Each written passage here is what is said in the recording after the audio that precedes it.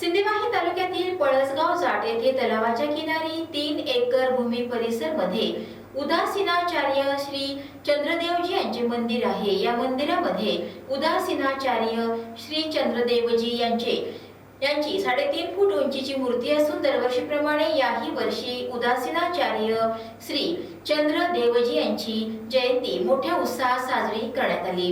यावेळी मंदिर परिसर रोषणाईने उजळून निघाला।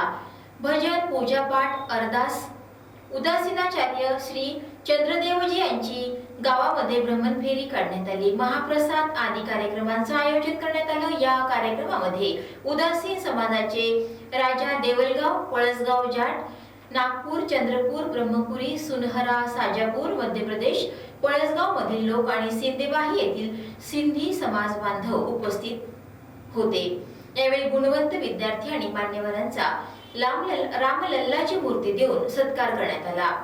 या प्रसंगी उदासी समाजाचे मान्यवर अनिल संगत साहेब, अशोक संगत साहेब, विनोद महासाहेब, भरत महासाहेब, रमेश महासाहेब, रवी महासाहेब, राजू महासाहेब, भजनदास अलमस्त, गौरव संगत साहेब, संजय अलमस्त, प्रवीण अलमस्त, रितेश अलमस्त, चेतन अलमस्त, रूपदास संगत साहेब, गुड्डू अलमस्त, किशोर अलमस्त, चंद्रप्रकाश सावकार, महेश उदासी, सुशील अलमस्त, राहुल अलमस्त, विजय अलमस्त, मनोज उदासी, चंदू अलमस्त, चेतन अलमस्त, राजेश उदासी, मनोज अलमस्त, मनीष उदासी, नंदू अलमस्त, हरी संगत साहेब, गुणवंत अलमस्त, दिनेश अलमस्त, विठ्ठल अलमस्त, लाल्या अलमस्त, शशांक महासाहेब, लेशराज उदासी, शुभम अलमस्त यांची उपस्थिती होती।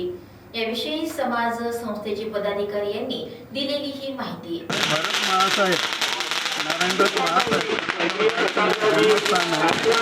और मेरीवाली रविंद्र सावकार इनके पिताजी के पास में है।